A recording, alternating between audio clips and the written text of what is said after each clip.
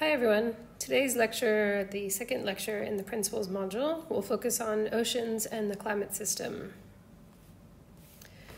Earth's climate system is distinct from what we think of as the daily weather that we experience. So climate is the long-term average atmospheric conditions in a region. So it's your long-term temperature, precipitation, and wind. And it's different than the weather you experience on a given day. So the weather, as we know in Cape Town, can change dramatically, sort of hour to hour, day to day. But the long-term average is that it's warm in Cape Town in January, and it's cooler and wetter in Cape Town in July. And that is true regardless of how different any given day in January is as compared to any given day in July. And so this climate system is driven by interactions of all aspects of the Earth system. So the atmosphere, hydrosphere as water moves around, geosphere because of plate tectonics, the biosphere because of the drawdown of CO2, and the cryosphere because of the important role that ice plays in the climate system.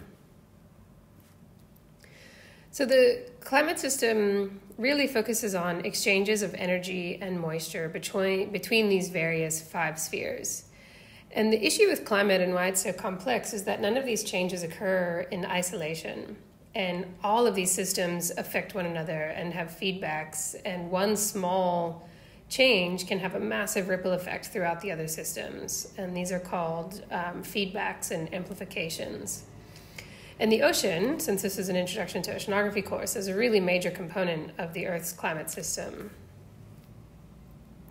So here, I think this is a really nice figure that shows how the Earth's climate system is affected by various factors, so natural and human-caused factors, and how the interactions between the various components of Earth's system are related to these factors. So, for example, you can have changes in the amount of sea ice, and that is driven by atmosphere-ice interactions and ice-ocean interactions. Changes in solar inputs, so changes in sun, so that's a natural aspect of climate, and changes in atmospheric circulation, changes in the amount of outgoing radiation, and you can contrast these changes in solar inputs with something like changes in atmospheric composition. So they both influence the land biosphere-atmosphere interactions, but changes in atmospheric composition have a strong human factor, whereas changes in solar inputs do not.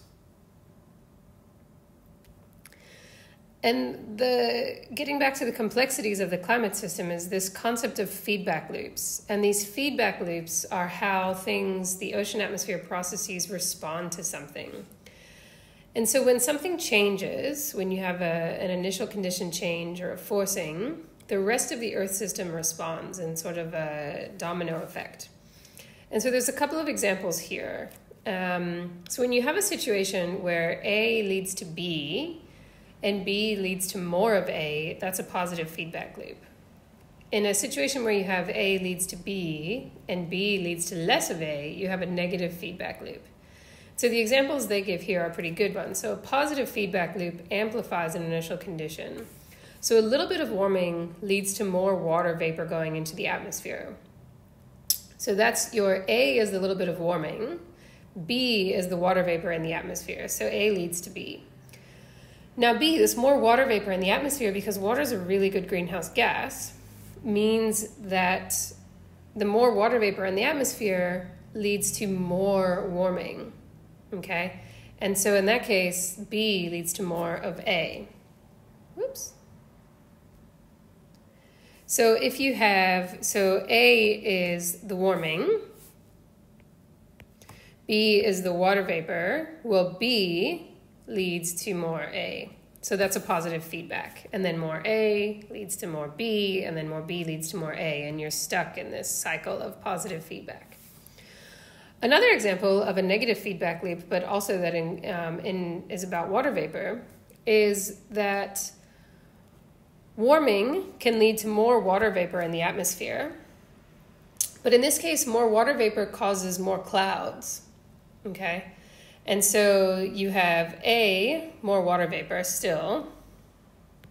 And then in this case, you have B, more water vapor causing more clouds.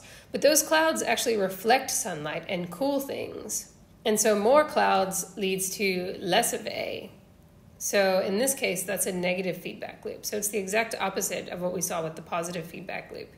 So warming leads to water vapor leads to clouds actually lead to cooling. And so that's the opposite of the initial condition, which was warming. And the climate system has tons of these feedback loops, and a lot of them connect with one another. And so it gets very complicated very quickly, which is one of the reasons that we use complex climate models to mathematically describe the situation. Examples of other aspects of feedback loops are related to aerosols and air pollution. Water vapor, you just saw, has two very different feedback loops. Ice, and then oceanic heat uptake. So just a couple of examples. And of course, it's very difficult to understand the current climate system without understanding the past climate system. And so when we say that we want to make predictions about how human activities might impact future climate, the way to do that is to have a really solid understanding of past climate. And people who study past climate are known as paleoclimatologists. And Earth's past climates can be studied in a couple of different ways. So geologic evidence is one really strong one. So looking at what's happened in the geological rock record and other various records of Earth's past climates known as proxies. Another one is to build computer models, so to try to simplify the complex system in a mathematical way. And you can also try to understand past climate by looking at current climate. And all of this helps us to sort of make predictions about future climate. So proxy data is a way to look at indirect evidence using some sort of natural recorder of climate variability. And so we do this by using sediments collected on the seafloor, where you can see how changes have been deposited over time. Corals deposit in rings, much the way you see the tree ring here. Glacial ice rings can do the same. Pollen records can be used. And for sort of near-term climate, you can also look at historical documents. But these tree rings are a good example of paleoproxy, where the rings grow wider when conditions favor growth, and the rings are narrower when conditions inhibit growth. So by looking sort of across this tree, you can see how time has varied when there have been different types of conditions in the atmosphere.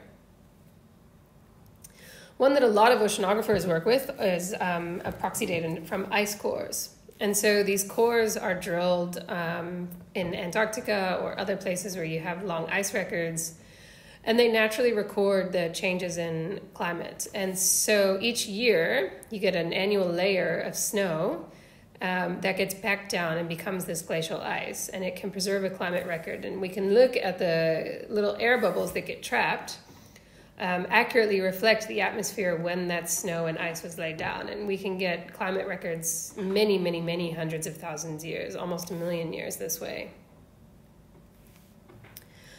And these proxy records, like ice cores and the rock record and tree rings, they all help us understand natural causes of climate change.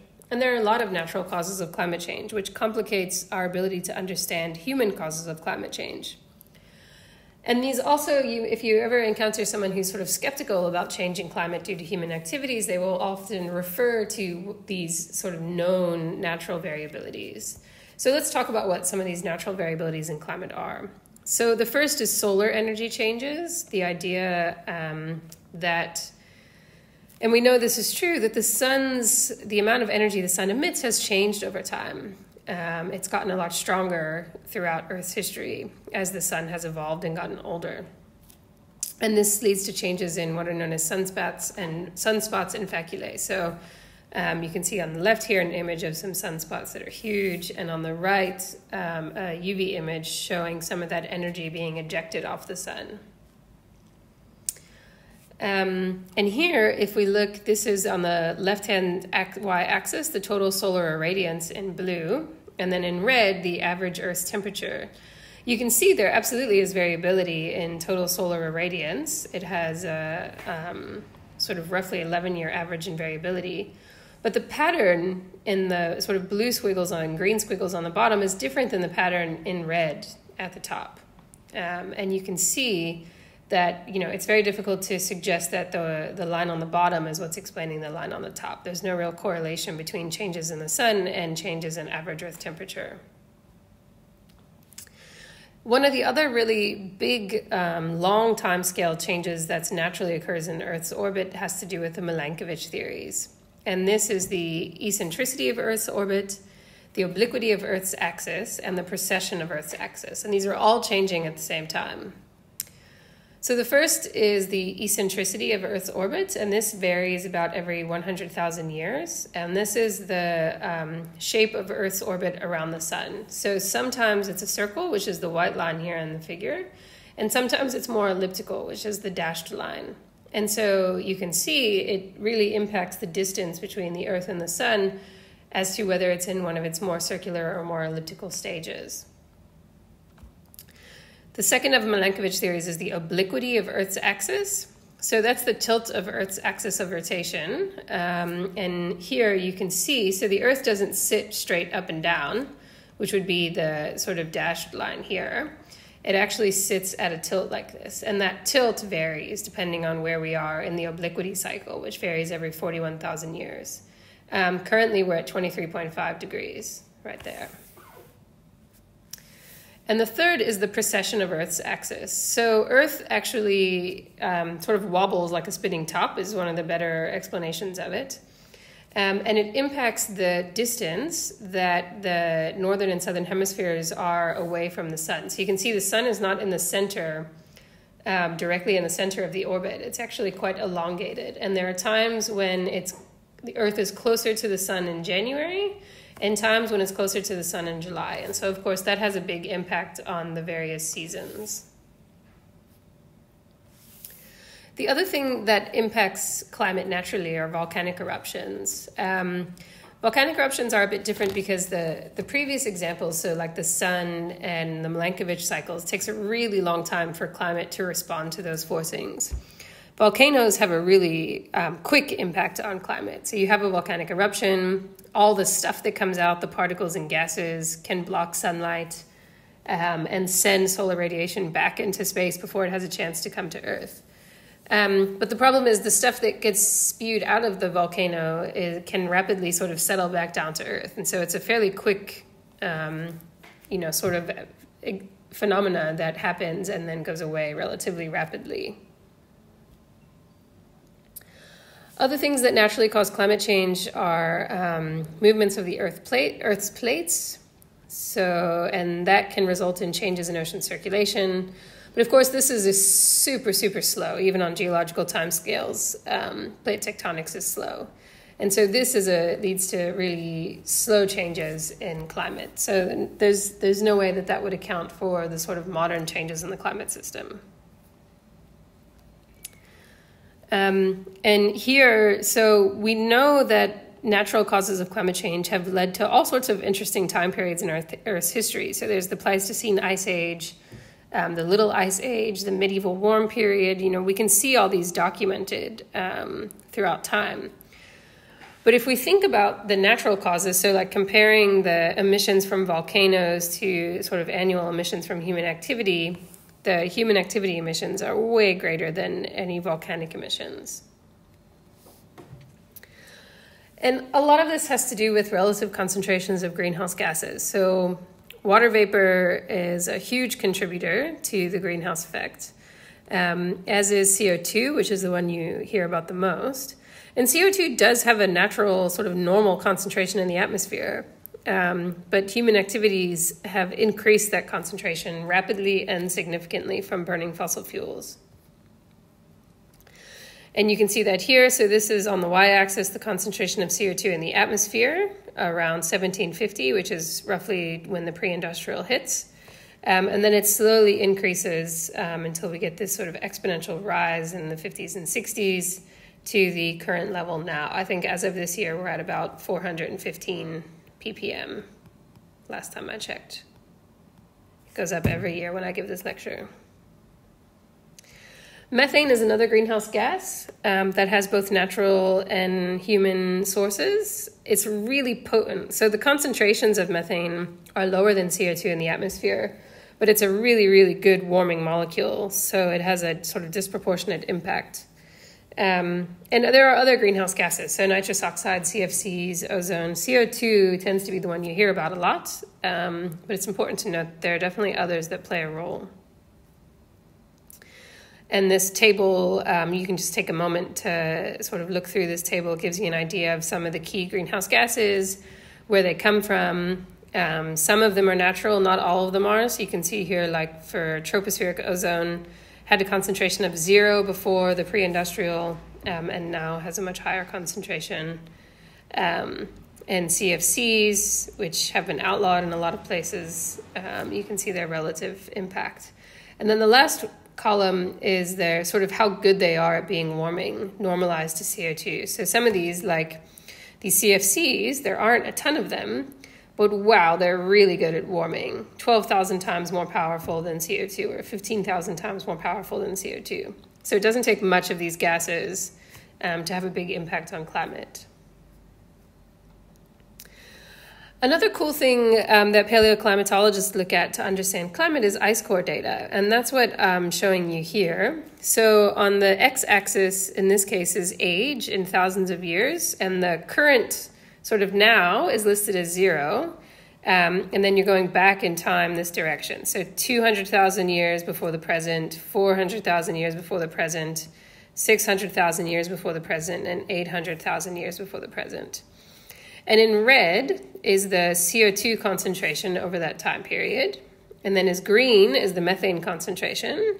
And in black is the average Earth temperature. And so what you can see, if you sort of ignore the present and just look at the past, is that times when Earth was warmest, which are some of these times here, coincides really nicely with time when CO2 was high. And also when methane was high. And so when you look at this record, you can sort of start to draw conclusions that there's strong relationships between Earth's average temperature and the concentration of greenhouse gases.